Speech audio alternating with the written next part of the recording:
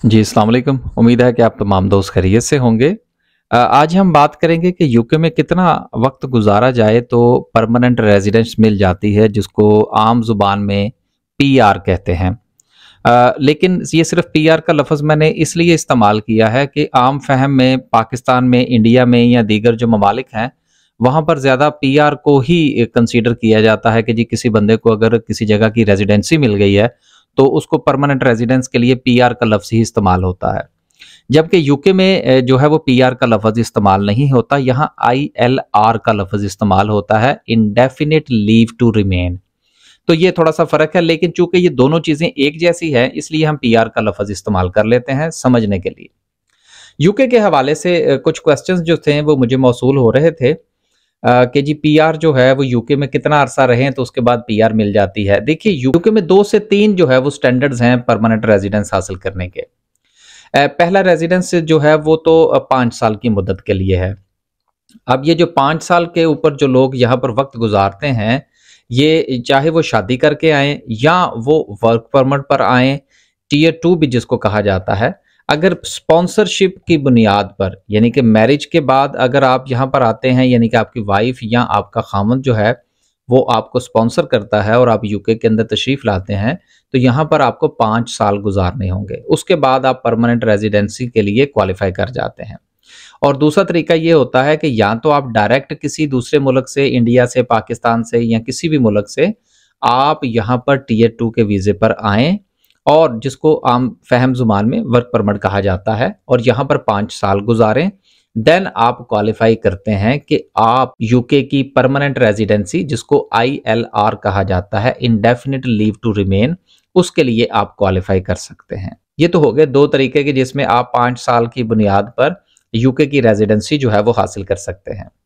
अब इसके अलावा अगर कुछ लोग यहाँ पर आते हैं डिफरेंट वीज़ाज़ के ऊपर यूके में वक्त गुजारते हैं, तो क्या वो भी एलिजिबल हैं पीआर के लिए? जी बिल्कुल एलिजिबल हैं अगर उन्होंने यूके के अंदर किसी भी वीज़े के ऊपर अदर देन विजिट वीज़ा, ये आप ज़रूर ज़हन में रखिएगा क्योंकि आजकल यूट्यूब पर सबसे ज़्यादा जो गलत फहमी फैलाई जा रही है और हर बंदा जो है वो चलो चलो की सदाएं लगा रहा है और हर बंदा कह रहा है जी वो कहीं से पता नहीं $50,000 मिल रहे हैं, पति वहां से क्या क्या कुछ मिल रहा है।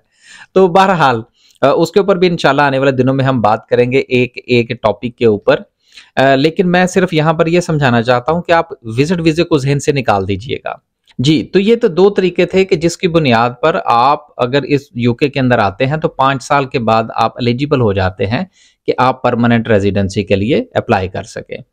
अब सवाल ये आता है कि अगर कुछ लोग जो हैं वो फ़र्ज़ कीजिए कि वो शादी भी नहीं कर आते और ना ही उनको यहाँ पर किसी किस्म का कोई जॉब मिलती है ऐसी कि जिससे कि वो टियर 2 पर स्विच कर जाएँ, तो ऐसी सूरत में क्या होगा? देखिए अगर कुछ लोग जो हैं वो इस मुल्क के अंदर आते हैं लेकिन वो डिफरेंट वीज़ाज़ पर रहते हैं।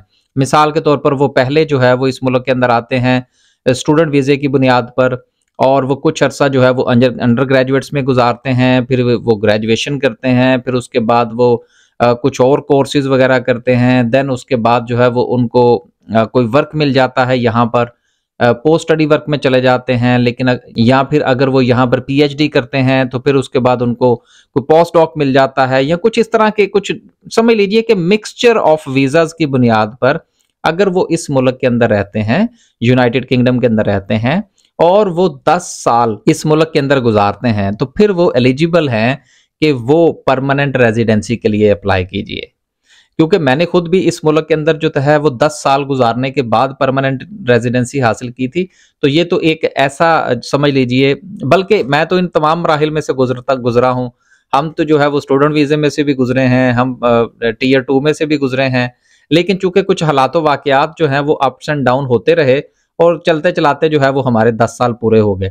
तो अगर इस मुल्क के अंदर आप 10 साल लॉफुली गुजारते हैं और आपके वीज़े के दरमियान किसी किस्म का कोई फ़र्ज़ कीजिए कि अगर पेस नहीं होती और आप इस मुल्क के अंदर इल्लीगल नहीं होते और आपके वीज़े की कंटिन्यूटी चलती रहती है 10 साल तक, तो जैसे ही आपके 10 साल पूरे होते हैं, तो फिर आप यूके की परमानेंट रेज़िडेंसी के लिए अप्लाई कर सकते हैं।